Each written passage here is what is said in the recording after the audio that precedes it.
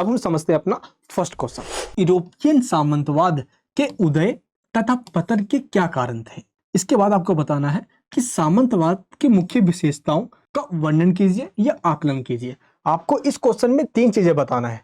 सबसे पहले कि सामंतवाद क्या है, इसका उदय और पतन क्यों हुआ, इसका उदय यानी कि राइज कैसे हुआ और इसका डिक्लाइन कैसे हुआ यानी कि इसका पतन कैसे हुआ। इसके बाद आपको बताना है इसके मेन जो फीचर्स हैं। देखिए सामंतवाद यानी कि फ्यूडलिज्म, ये जर्मन के फ्यूड सबसे बना है सामंतवाद, जिसका मतलब होता है एक भूमि का टुकड़ा यानी कि अ पीस ऑफ लैंड, जिसका मालिक एक राजा होता है और यही राजा एरिस्टोक्रेसी या कुलीन, जिसको नोबल्स कहा जाता है, जो कुलीन वर्ग होते हैं जो राजा के साथ रहा करते थे, वही राजा वो खुद नहीं जाता था किसानों से खेती करवाने के लिए, ये राजा इन नोबल्स को दे दिया करता था और ये नोबल्स किसानों से खेती करवाया करते थे। तो ये था हमारा पूरा पॉलिटिकल सिस्टम जो कि राजतंत्र पर आधारित था, यानी कि राजा सबसे सुप्रीम था और राजा के नीचे अलग अलग क्लासेस बने हुए थे, यानी कि पूरी सोसाइटी अलग अलग क्लासेस में डिवाइडेड थी। तो ये हो गया हमारा पॉलिटिकल सिस्टम यानी कि राजनीतिक व्यवस्था।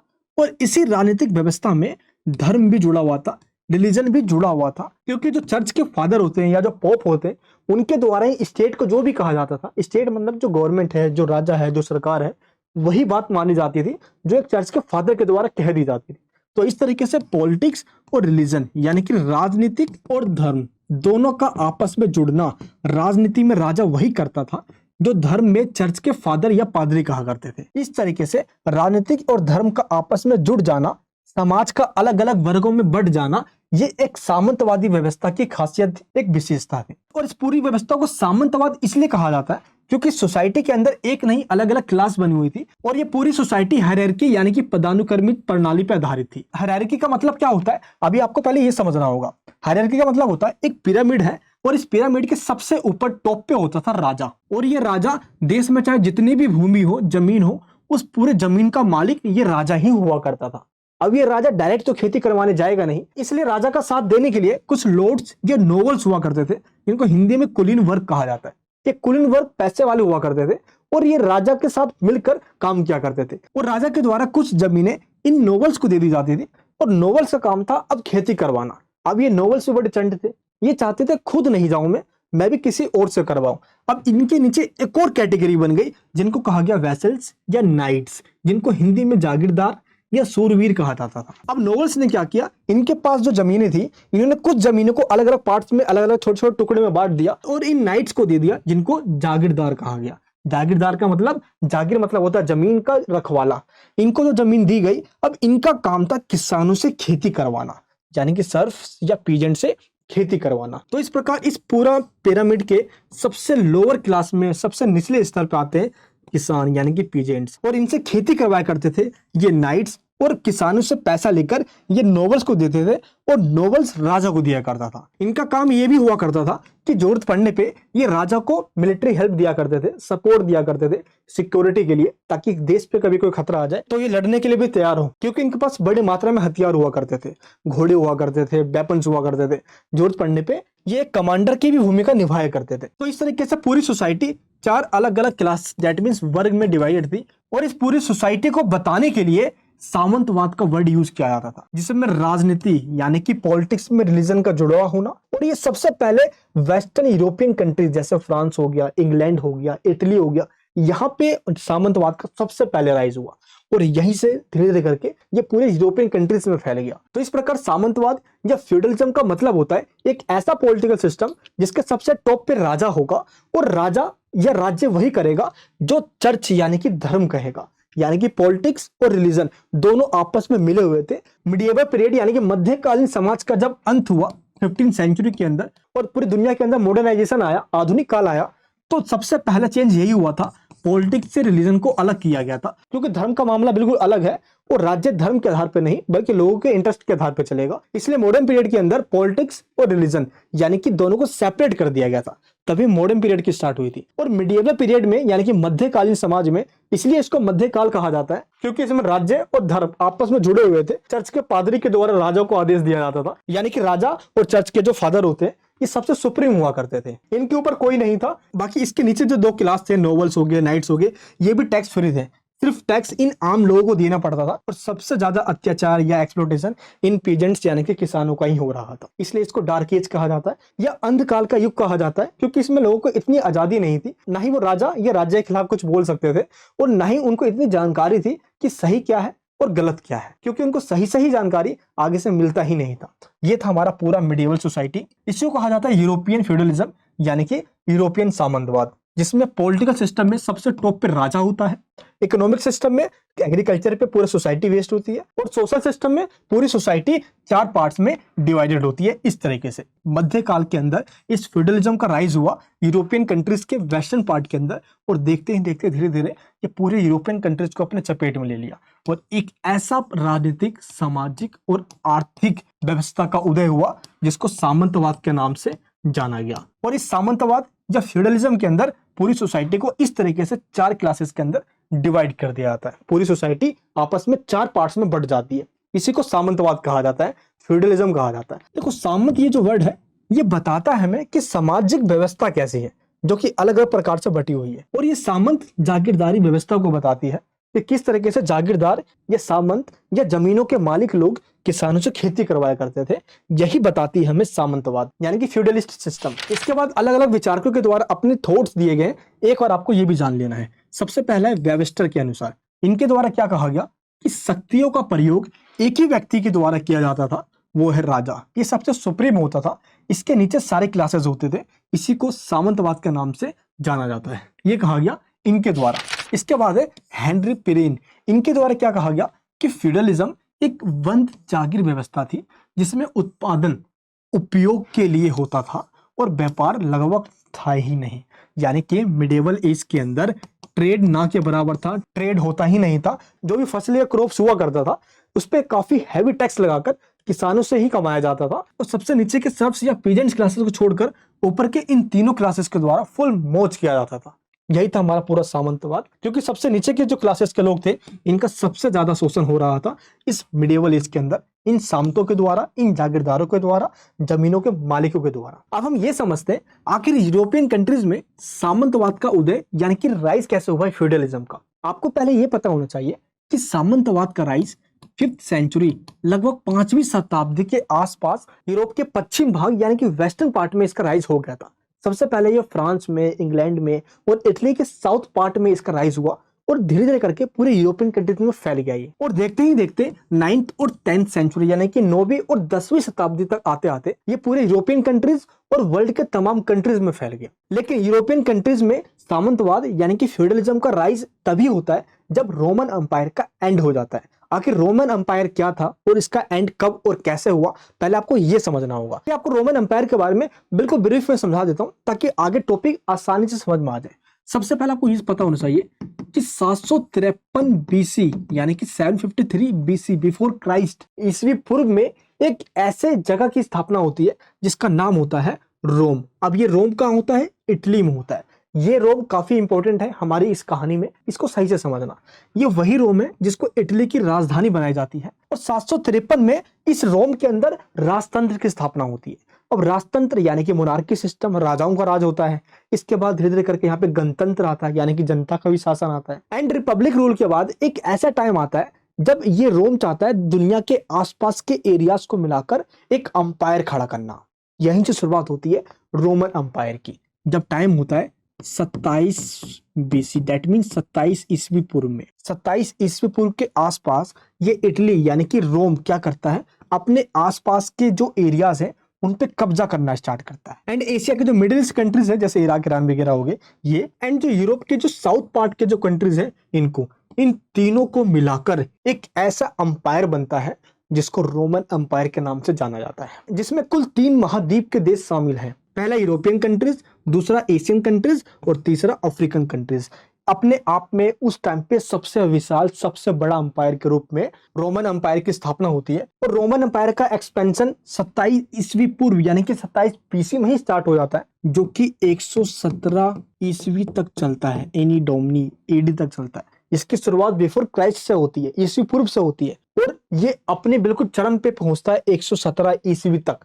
और देखते ही देखते रोमन अंपायर बहुत तेजी से आगे बढ़ता चला जाता है। और इस पूरे अंपायर का जो कैपिटल होता है ये रोम होता है, इसलिए इसको रोमन अंपायर कहा जाता है। ये पूरे सेंटर में होता है जहां से पूरे जगह को कंट्रोल किया जा सकता है।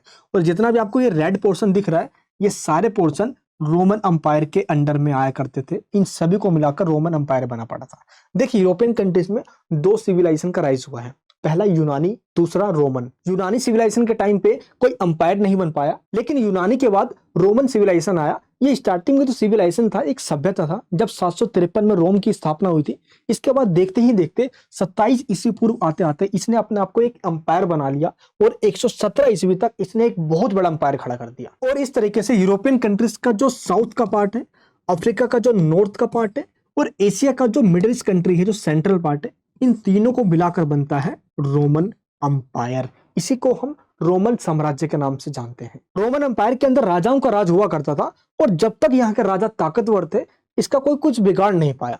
लेकिन देखते ही देखते धीरे धीरे रोमन अंपायर काफी कमजोर होता चला गया, क्योंकि जो राजा बने वो इतने कमजोर थे कि इस पूरे इतने बड़े अंपायर को एक टाइम पे संभाल नहीं पाए। और एक टाइम आया 476 ईस्वी का, यानी कि 476 एडी का, एनी डोमनी 476 ईस्वी वो टाइम था जब रोमन अंपायर का डिक्लाइन हो गया।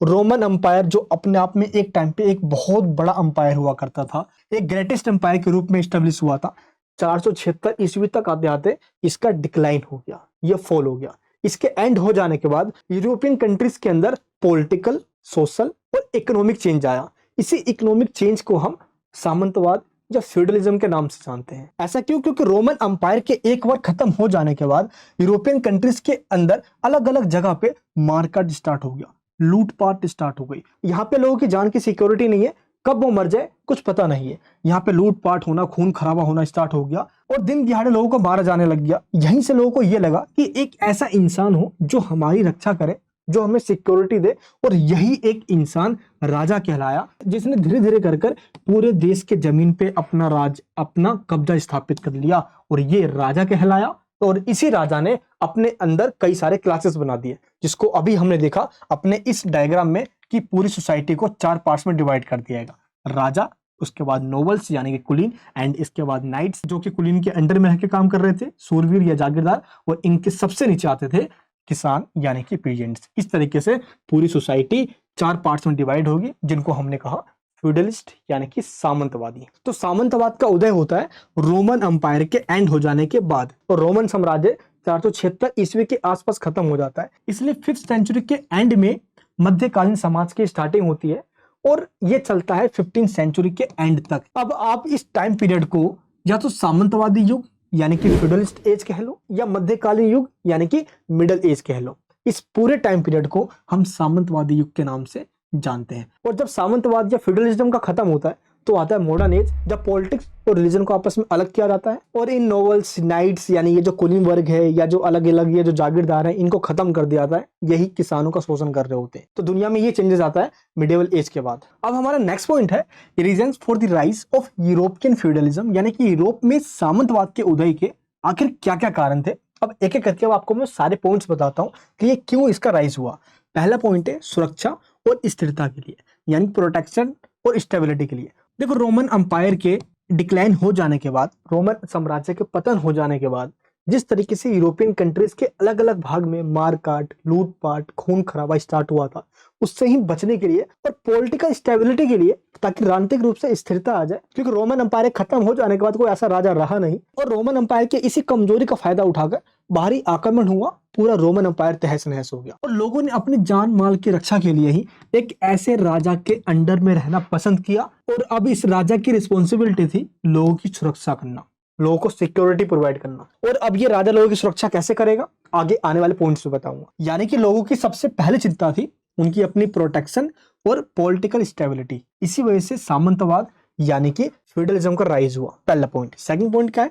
कोलैप्स ऑफ सेंट्रल अथॉरिटी, यानी कि रोमन अंपायर में जो राजा हुआ करते थे वो अब इतने कमजोर साबित हुए कि वो अपनी पूरी इस अंपायर को संभाल नहीं पाए। इसी का फायदा उठाते हुए अलग अलग एरियाज के छोटे छोटे शासक हुए, सरदार हुए, राजा हुए, उन्होंने भूमि के टुकड़ों पे अपना कब्जा स्थापित कर लिया और वो यहाँ के राजा बन गए। और यहाँ पे उन्होंने किसानों से खेती करवाना स्टार्ट कर दिया, जिससे कि सामंतवाद का उदय हुआ। क्योंकि सामंतवाद के अंदर जमींदार और एक तरफ से किसान, और इस तरीके से पूरी सोसाइटी डिवाइडेड हो गई। तो ऐसा क्यों हो पाया? क्योंकि सेंट्रल अथॉरिटी का ही डिक्लाइन हो गया, रोमन अंपायर का ही एंड हो गया, तो सोसाइटी में सोशल और इकोनॉमिक चेंजेस आए। सोशल का मतलब अलग अलग क्लासेस में डिवाइड हो गया, और इकोनॉमिक का मतलब अब पूरी सोसाइटी एग्रीकल्चर पे डिपेंड हो गई, यानी कि अब खेती बाड़ी का काम जोर शोर से चलने लग गया। एंड इसके बाद थर्ड पॉइंट, डिसेंट्रलाइजेशन यानी कि विकेंद्रीकरण। देखो, जब पावर सिर्फ एक ही इंसान के हाथों में दे दी जाती है तो उसको सेंट्रलाइजेशन कहा जाता है, यानी कि शक्तियों का केंद्रीकरण, जैसा कि रोमन एम्पायर के टाइम पे हो रहा था। रोमन एम्पायर का एक ही राजा अब इस पूरे एरिया पे अपना कब्जा बना के रखा हुआ था। जितने आपको रेड पार्ट्स दिख रहे हैं, अब एक ही राजा के द्वारा इन पूरे एरियाज को कंट्रोल किया जा रहा था। दैट मीन्स एक ही राजा के पास वो सारी शक्तियां हैं जिनका इस्तेमाल वो कर सकता है। लेकिन जैसे रोमन एम्पायर का एंड हुआ, अब इस पावर का डिसेंट्रलाइजेशन कर दिया गया, शक्तियों का बंटवारा कर दिया गया।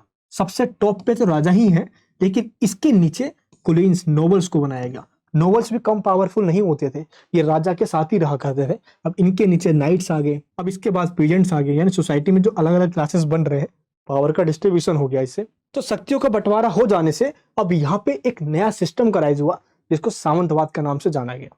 तो ये हमारा थर्ड पॉइंट है। फोर्थ पॉइंट क्या है?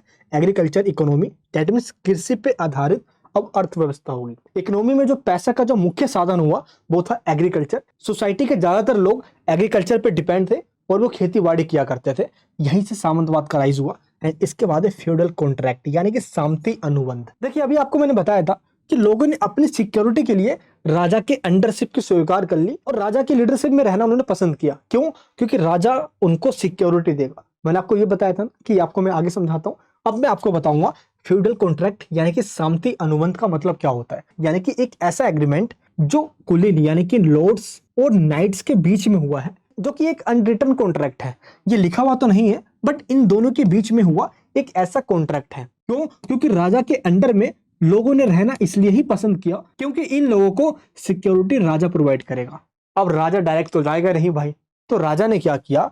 लॉर्ड्स बना दिए भाई, अलग अलग नोबल्स आ गए। अब इन नोबल्स को कहा कि भाई सिक्योरिटी दो। अब नोबल्स कहां से देते भाई? इसलिए नोबल्स के नीचे एक और कैटेगरी बनी जिनको वैसल्स या नाइट्स कहा गया। और अब ये जो सामंती अनुबंध या जो फ्यूडल कॉन्ट्रैक्ट हुआ है, ये लॉर्ड्स और वैसल्स यानी कि नाइट्स के बीच में हुआ है। इस सामंती अनुबंध यानी फ्यूडल कॉन्ट्रैक्ट का मतलब ये होता है कि लॉर्ड्स के द्वारा इन नाइट्स को जमीनें दी जाएगी, भूमि दिया जाएगा, और इस भूमि पर ये नाइट्स लोग किसानों से खेती करवाएंगे। तो इन लॉर्ड्स के द्वारा इन नाइट्स को तो भूमि दी गई है, यानी कि लैंड्स दिया गया है, जमीन दी गई है, और इस जमीन के बदले में ये नाइट्स लोग इस नोबल्स को मिलिट्री सर्विस देंगे। जरूरत पड़ने पे देश की सिक्योरिटी के लिए खड़े रहेंगे, यानी कि एक सेना का काम करेंगे। तो इस तरीके से लॉर्ड्स और वेसल्स यानी कि नाइट्स के बीच में एक एग्रीमेंट हुआ। लॉर्ड्स ने कहा, देख भाई, तेरे को मैं जमीन तो दे रहा हूँ इनसे खेती करवाने के लिए, लेकिन इसके बदले में तू मेरे को मिलिट्री सर्विस देगा भाई। और ये जो मिलिट्री सर्विस देंगे, यही मिलिट्री सर्विस राजा को दे देगा। राजा ने जो कहा था लोगों को भाई कि मैं तुम्हें प्रोटेक्शन दूंगा, ये भी शर्त पूरी हो गई, यानी कि ये अपने मिलिट्री सर्विस देंगे। इसी को कहा जाता है फ्यूडल कॉन्ट्रैक्ट। इस तरीके से फ्यूडल रिलेशनशिप बनता है। इन दोनों के बीच में जो संबंध बना, इसी को सामंती संबंध कहते हैं या फ्यूडल रिलेशंस कहते हैं, जो कि लॉर्ड्स और वैसल्स के बीच में हुआ है। भूमि के बदले में मिलिट्री सर्विस देने की शर्त रखी गई। इसके बाद जो नेक्स्ट पॉइंट है वह रोल ऑफ सिवलरी। इसका मतलब क्या होता है? जो जागीरदार है, जागीरदार का मतलब जो ये नाइट्स लोग हैं, इनके लिए एक नियम बनाया गया जिसको रोल ऑफ सिवलरी कहा जाता है, यानी कि एक आचार संहिता, एक ऐसी आचार संहिता या एक ऐसा कोड ऑफ कंडक्ट जो ये कहता है कि इन नाइट्स को अपने लॉर्ड्स के प्रति वफादार होना चाहिए, बहादुरी से काम करना चाहिए।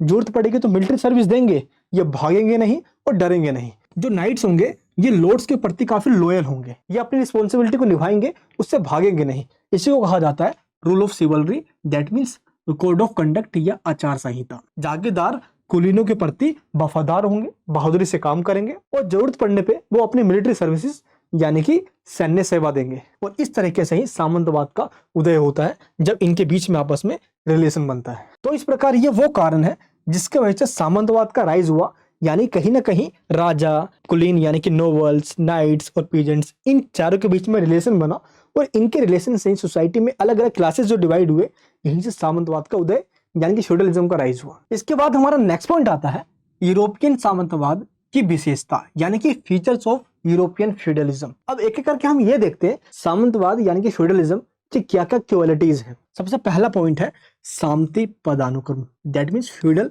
हायरार्की। जैसे कि आपने एक जीना देखा है, जीना कुछ इस तरीके से होता है, स्टेयर्स, हम ऊपर होते हैं फिर नीचे आते हैं फिर नीचे आते हैं इस तरीके से। यानी कि इसमें क्या होता है कि सबसे ऊपर एक पोस्ट होती है, फिर उसके नीचे पोस्ट होती है, फिर नीचे पोस्ट होती है, फिर नीचे पोस्ट होती है। इसी को कहा जाता है सामंतवादी व्यवस्था। यानी कि फ्यूडल सिस्टम उसको ही कहा जाएगा जहां पे हायरार्की सिस्टम होगा। जैसे सबसे ऊपर किंग होना चाहिए, भाई यहाँ पे किंग है यूरोपियन कंट्रीज के अंदर, ऐसा ही हुआ। इसके नीचे कुलीन बनाए गए, लॉर्ड्स हुए, फिर इसके नीचे नाइट्स आए, फिर इन सबके सबसे नीचे आए पीजेंट्स यानी कि किसान लोग।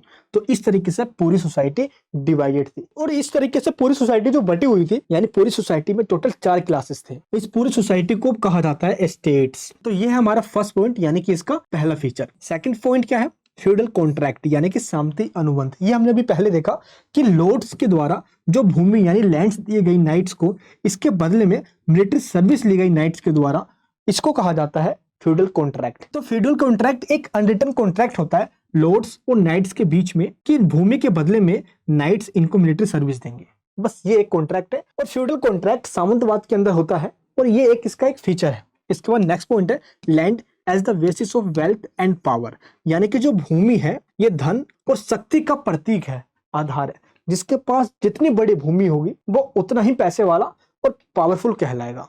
इसीलिए देखोगे आप तो लॉर्ड्स के पास बहुत बड़ी भूमि हुआ करती थी। हाँ, लेकिन इनसे ऊपर राजा हुआ करता था, लेकिन राजा ने अपनी कन्वेंस के लिए इन लॉर्ड्स को जमीनें दे रखी थी, और इन्होंने भी अपनी कन्वेंस के लिए इन नाइट्स को जमीनें दे रखी थी। भूमि के टुकड़े छोटे छोटे पार्ट्स में बांट रखे थे। इस तरीके से इन लॉर्ड्स के पास सबसे ज्यादा जमीन हुआ करता था, जो कि धन और शक्ति का प्रतीक माना जाता था। तो ये एक विशेषता, एक खास बात है सामंतवाद की। एंड फोर्थ पॉइंट क्या है? जागीर व्यवस्था, यानी कि मैनर सिस्टम। ये जो आपको वर्ड दिख रहा है मैनर यानी कि जागीर, इसका मतलब होता है जमीन या भूमि का टुकड़ा जिसके मालिक लॉर्ड्स हुआ करते थे, और ये लॉर्ड्स इन किसानों से खेती करवाया करते थे नाइट्स को जमीनें देकर। तो इस तरीके से सामंतवाद की ये एक खास बात है। एंड इसके बाद है दास प्रथा और कृषक वर्ग, यानी कि सर्फडो, या इसको पीजेंट्री क्लासेस भी आप कह सकते हो। पूरी सोसाइटी के अंदर जो मेजोरिटी में लोग रहा करते थे ये किसान लोग रहा करते थे, और माइनॉरिटी में थे कुलीन वर्ग और नाइट्स लोग। ये दोनों क्लास जमीनों के मालिक हुआ करते थे, और ये किसानों से खेती करवाया करते थे। तो सोसाइटी में मेजोरिटी में किसान रहा करते थे, और ये जो अपर क्लासेस के जो लोग हैं ये विदाउट टैक्स पेयर थे, इनको टैक्स पे नहीं करना पड़ता था। तो जो सोसाइटी में जो मेजोरिटी में है, जो जिनकी संख्या ज्यादा है, ये अपनी लेबर फोर्सेस का यूज करते हुए ये सोसाइटी में प्रोडक्शन करते थे, फसल को उगाते थे और सरकार को टैक्स देते थे। दैट मीन्स इन तीनों के द्वारा सबसे ज्यादा शोषण इन किसानों का ही किया जा रहा था। मिडिल एज के अंदर, इस सामंतवाद के अंदर, इसी शोषण की वजह से इसको डार्क एज के नाम से भी जाना जाता है, अंधकार युग कहा जाता है इसको। ये हो गया हमारा फिफ्थ फीचर। एंड जो इसका सिक्स्थ फीचर है वो क्या है? जागीरदार और शिष्टता, दैट मीन्स नाइट्स एंड सिवलरी। यानी कि इन नाइट्स को एक सिवलरी, एक कोड ऑफ कंडक्ट के द्वारा रेगुलेट किया जाता था। इनके लिए एक नियम बनाया गया था, उसी नियम को सिवलरी या शिष्टता या कोड ऑफ कंडक्ट के नाम से जाना जाता। और ये नियम ये कहता था कि लॉर्ड्स यानी कि कुलीनों के द्वारा इन सूरबीरों या जागीरदारों को, इन नाइट्सों को जो जमीन दी गई है, जो भूमि दिए गए हैं, उस भूमि के बदले में ये नाइट्स इनको मिलिट्री सर्विस देंगे अपनी, और ये मिलिट्री सर्विस ये अपनी ईमानदारी से, बहादुरी से और लॉर्ड्स के प्रति लॉयल होकर देंगे, यानी कि लॉर्ड्स की सारी बातों को मानेंगे। इसी को कहा जाता है कोड ऑफ कंडक्ट या सिवलरी या शिष्टाचार। एंड इसके बाद 7th पॉइंट है शक्ति का विकेंद्रीकरण, यानी कि पावर का डिस्ट्रीब्यूशन हुआ पड़ा था। यहाँ पे पावर सिर्फ एक राजा के हाथ में ना होकर अब पावर को अलग अलग क्लासेस के बीच में डिवाइड किया गया था। मान लो ये पूरा एरिया है, अलग अलग एरिया के अपने ही राजा हुआ करते थे, शासक हुआ करते थे, जिसको हम लॉर्ड्स यहाँ पे कह रहे हैं। अब इन्हीं लॉर्ड्स के द्वारा इन एरिया को रेगुलेट किया जाता था। अब पावर सिर्फ एक राजा के पास ना होकर इन लॉर्ड्स के पास भी है। इस तरीके से पावर का डिस्ट्रीब्यूशन कर दिया गया है, शक्तियों को बांट दिया गया है। ये इसकी खास बात है सामंतवाद की। एंड 8th पॉइंट के अंदर बताया जा रहा है सामंतवादी व्यवस्था के अंदर सीमित सामाजिक गतिशीलता होती है, लिमिटेड सोशल मोबिलिटी होता है। इसका मतलब ये हुआ कि जो जिस क्लास में जन्म लेता है वो उसी क्लास में रहता है। जैसे कि जो राजा के घर में पैदा हुआ है वो आगे चलकर राजा ही बनेगा। क्यों?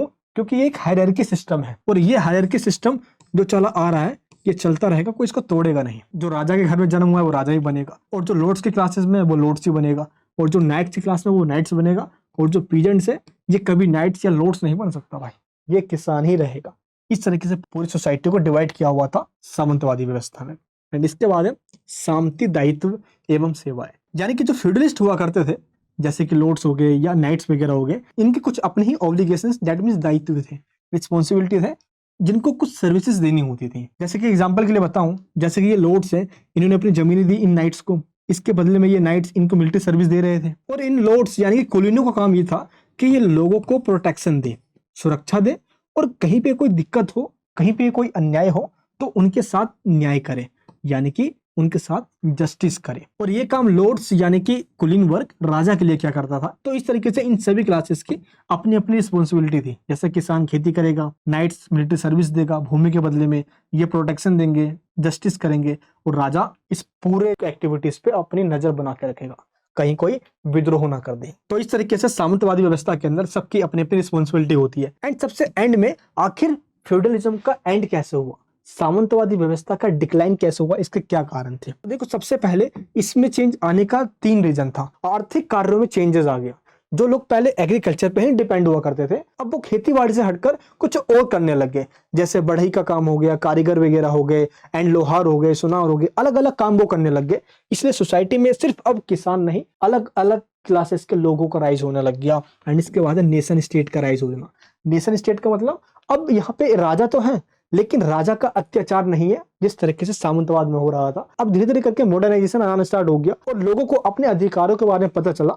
यहीं से पुनर्जागरण यानी कि रेनेसां का पीरियड आता है, जब लोग क्वेश्चन करने लगते हैं सरकार और राजा के अगेंस्ट में कि आप ऐसा कर रहे हो तो आखिर क्यों कर रहे हो। सोसाइटी के अंदर जो पढ़े लिखे लोग थे, इन्होंने अपने विचारों से लोगों के अंदर जान भोग दी, और यहीं से लिबर्टी, जस्टिस, इक्वलिटी का कॉन्सेप्ट आता है। और इसके बाद सारे पावर सेंट्रलाइज्ड हो गए, यानी कि सामंतवाद फ्यूडलिज्म के अंदर क्या हो रहा था, पावर्स को डिस्ट्रीब्यूट किया गया था। अब यही पावर धीरे धीरे कर इन सब से छीन ली गई और राजा और शक्तिशाली हो गया, क्योंकि राजा को डर लगने लग गया अब यही लॉर्ड्स जो शक्तिशाली होते जा रहे थे ये एक टाइम पे आके विद्रोह कर देंगे। इसलिए जिस पावर को बांटा गया था, शक्तियों को बंटवारा हुआ था, पावर का डिसेंट्रलाइजेशन हुआ था, अब वही पावर सिर्फ एक ही इंसान के हाथ में आ गई, यानी कि पावर का सेंट्रलाइजेशन हो गया, केंद्रीकरण हो गया शक्तियों का। इसलिए सामंतवाद का खात्मा हुआ और इस तरह की सोसाइटी में फिर से इकोनॉमिक और पॉलिटिकल चेंजेस आए। तो ये हमारे से सारे वो मेन फीचर्स जो सामंतवाद के अंदर होता है और फेडरलिज्म सिस्टम की क्या क्या खास बात है, ये हमने देखा अपने फीचर्स के अंदर।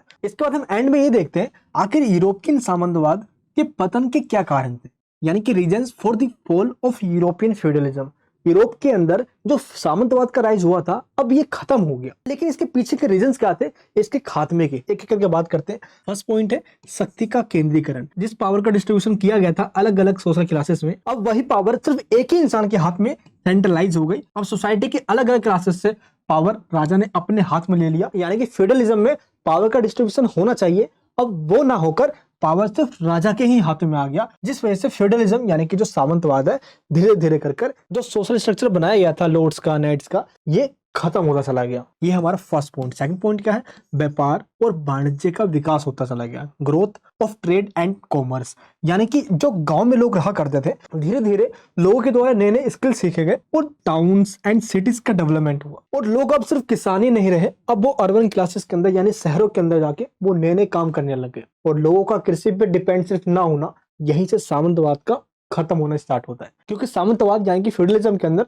लोग एग्रीकल्चर पे ही डिपेंड होते हैं, पीजेंट्स क्लास, और ये सारे लोग इनसे टैक्स लेकर अपना गुजर बसर करते हैं, जो कि अब एंड हो रहा है क्योंकि अब शहरों के अंदर नए नए काम आ रहे हैं और नए नए क्लासेस का राइज हो रहा है। देखिए नेक्स्ट पॉइंट क्या है, धन अर्थव्यवस्था यानी कि मनी इकोनॉमी। यानी कि जब यूरोपियन फ्यूडलिज्म चल रहा था सामंतवाद के टाइम पे कोई पैसा नहीं हुआ करता था। अगर इस बंदे को इससे कुछ लेना है तो इसके पास जो चीज है ये उसको देता था और इसके पास जो है वो इसको दे देता था। इसको वाटर सिस्टम या हिंदी में कहे तो वस्तु विनिमय प्रणाली कहा जाता था। जैसे मैं आपको एक एग्जांपल देता हूं, मान लो इसका नाम है ए और इसका नाम है बी और इसका नाम है सी। ये 3 लोग हैं, इसके पास है राइस, इसके पास है गेहूं यानी कि व्हीट और इसके पास है आलू यानी कि पोटैटो। अब यहाँ पे 3 लोग हैं, अब होगा क्या, ये ए बंदा जाएगा सी के पास, इसके पोटैटो यानी कि इसके आलू ये ले लेगा और ये अपने चावल इसको दे देगा। इस टाइम पे पैसा होता नहीं था, वस्तु के बदले में वस्तु ही दिया जाता था, इसलिए इसको वाटर सिस्टम या वस्तु विनिमय प्रणाली के नाम से जाना जाता था। लेकिन धीरे धीरे करके मनी इकोनॉमी का राइज हुआ, अब सोसाइटी के अंदर पैसे का राइज हुआ। लोगों को ये लगा कि भाई जो मेरे पास है क्या पता सामने वाले को वो चाहिए ना हो, लेकिन जो उसके पास है वो मुझे चाहिए, तो उससे मैं ये लूंगा कैसे? इसके बदले में कोई अल्टरनेटिव सोर्सेस तो होना चाहिए। यहीं से पैसे का राइज होता है और अब आता है मनी इकोनॉमी, यानी कि पैसे का प्रचलन होता है। अब लोग एक गुड्स के द्वारा एक गुड्स को एक्सचेंज नहीं कर रहे, अब मार्केट में पैसा आ गया है, जिसके पास जो चीज है वो पैसे देकर उससे खरीद ले रहे हैं। मनी इकोनॉमी के आ जाने से जो फ्यूडलिज्म के अंदर वाटर सिस्टम चला करता था ये खत्म हो गया, और इसके खत्म हो जाने से फ्यूडलिज्म का भी खात्मा हो गया। एंड नेक्स्ट पॉइंट क्या है? जागीरदारी व्यवस्था का पतन, यानी कि डिक्लाइन ऑफ मैनरिज्म। अब इस पॉइंट का मतलब क्या है? जो लॉर्ड्स हैं, जो नाइट्स हैं, जो किसानों से खेती करवा रहे हैं, अब इनको ये लगा भाई कि सोसाइटी में तो बहुत तेजी से व्यापार हो रहा है, अब लोग एग्रीकल्चर कम व्यापार पर ज्यादा ध्यान दे रहे हैं। अब लोग क्या कर रहे हैं? नए नए चीजों को बना रहे हैं और एक जगह पर बनाकर वो दूसरी जगह पर जाकर उसको बेच डाल रहे हैं, यानी कि अब व्यापार हो रहा है, ना कि एक जगह पर रहकर एग्रीकल्चर हो रहा है। तो व्यापार में तेजी आने से, नए नए टाउन्स के डेवलपमेंट होने से इन लॉर्ड्स यानी कि नोबल्स को ये लगा कि भाई हम अपनी भूमि को इन किसानों को खेती करने के लिए क्यों दें? अब हम अपनी भूमि को उनको देंगे जो हमारी जमीन को रेंट पे लेंगे, फैक्ट्रीज चलाएंगे, यहाँ पे इंडस्ट्रीज खोलेंगे, और यहीं से इन लैंडलॉर्ड्स के द्वारा, इन जमींदारों के द्वारा क्या होता है? अपनी भूमि को कैसे रेंट पे दिया जाता है, जैसे आप सुनते हो लीज पे दिया जाता है, वहीं से लीज का कॉन्सेप्ट आया। अब ये लीज पे देने लग गए और फार्मर से भूमि लेने लग गए। यहीं से क्या होता है? सामंतवाद का खात्मा होता है, क्योंकि सामंतवाद में सामंतों के द्वारा, जमींदारों लैंडलॉर्ड्स के द्वारा जमीन किसानों को देकर खेती करवाई जाती थी। अब उनसे ही जमीन लेकर वो ऐसे लोगों को दिया जा रहा है जो खेती ना कर कर वहां पे इंडस्ट्रीज, फैक्ट्रीज, अलग अलग काम कर रहे हाथों से चीजों को बनाने का, यानी कि जो काम फ्यूडलिज्म में होता है अब वो नहीं हो रहा। इस वजह से जो फ्यूडलिज्म है इसका खात्मा होता चला गया, यानी कि सामंतवाद का डिक्लाइन हो गया। इसके बाद आता है ब्लैक डेथ। ये एक ऐसा डेथ हुआ जिसने इतिहास में लोगों को दहला के रख दिया। हुआ क्या था? 14th सेंचुरी की मिड की बात है ये, यानी कि लगभग 1350 के आसपास की बात है ये, जब लोगों के बीच में ब्यूबोनिक प्लेग फैल गया था।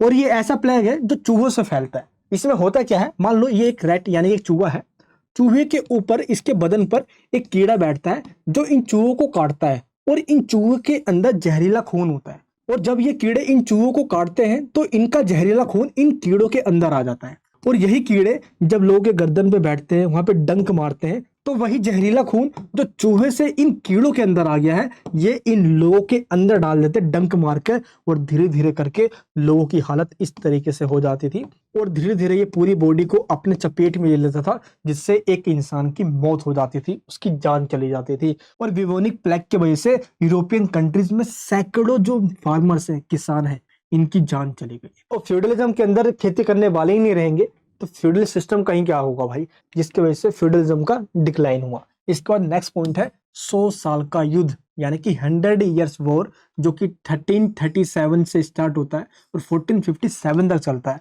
और ये वॉर होता है इंग्लैंड और फ्रांस के बीच में। और इस टाइम पे किसानों की नहीं बल्कि आर्मीज की जरूरत थी, जो कि नाइट्स हुआ करते थे, जो अपनी मिलिट्री सर्विस दिया करते थे। तो उनको वेल ट्रेंड किया गया आर्मीज और सोल्जर की सर्विस देने के लिए, और ये 100 साल तक सिर्फ इसी युद्ध में लगे रहे।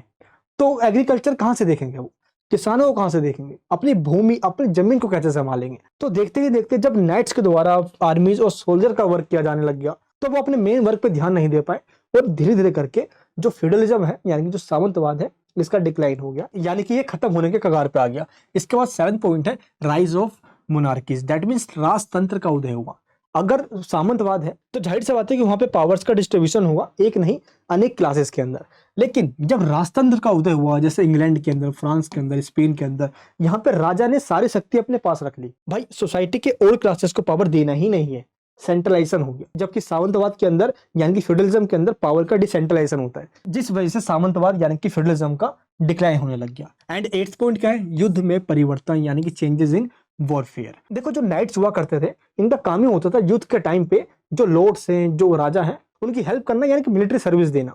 और उनको ट्रेडिशनल मेथड सिखाया गया था युद्ध लड़ने का, और यही ट्रेडिशनल मेथड अब काम नहीं आ रहा था जब गन पाउडर का आविष्कार हुआ, फायर आर्म्स का आविष्कार हुआ, यानी कि अलग अलग टेक्नोलॉजी तो आ गई, लेकिन नाइट्स के द्वारा इनको ना सीखने की वजह से, सिर्फ ट्रेडिशनल मेथड को फॉलो करने की वजह से वो इसको झेल नहीं पाए। और जब बाहरी आक्रमण हुआ, जब देश पे संकट आया, तो वो इसको संभाल नहीं पाए, और इसका रिजल्ट ये हुआ कि नाइट्स अपनी जिम्मेदारी को निभा नहीं पाए, और देखते ही देखते फ्यूडलिज्म यानी कि सामंतवाद का डिक्लाइन हो गया। हुआ क्या कि सामंतवाद यानी कि मिडिवल एज के अंदर जो लोग सोए हुए थे उनको फिर से जगाया गया, इसलिए इसको पुनर्जागरण कहा जाता है। अब फिर से जगाया कैसे गया? ऐसे करके भाई उठ, अबे उठ, ऐसे करके नहीं, बल्कि उनको ये बताया गया कि एक इंसान के पास बुद्धि होता है और वो सही और गलत में अंतर कर सकता है। यहीं से कॉन्सेप्ट आता है लिबर्टी, जस्टिस, इक्वलिटी। लोगों ने गवर्नमेंट के वर्क, गवर्नमेंट की रिस्पॉन्सिबिलिटी, फॉर्म ऑफ गवर्नमेंट, आखिर सरकार है कौन, सरकार हम पे शासन करने वाली कौन है, राज्य का काम क्या है, ऐसे ऐसे क्वेश्चन करना स्टार्ट कर दिया। और फाइनली यहां से स्टार्ट होता है एक लॉजिक का एज, जब तर्क यानी कि लॉजिक के आधार पर उन सभी बातों को नकार दिया गया जो मिडिल एज के अंदर लोगों को खूब पागल बनाने के लिए इस्तेमाल किया जाता था। किंग्स और लॉर्ड्स के द्वारा समाज के अंदर खूब अंधविश्वास फैलाया गया था और लोग भी इन अंधविश्वास के शिकार हो गए थे।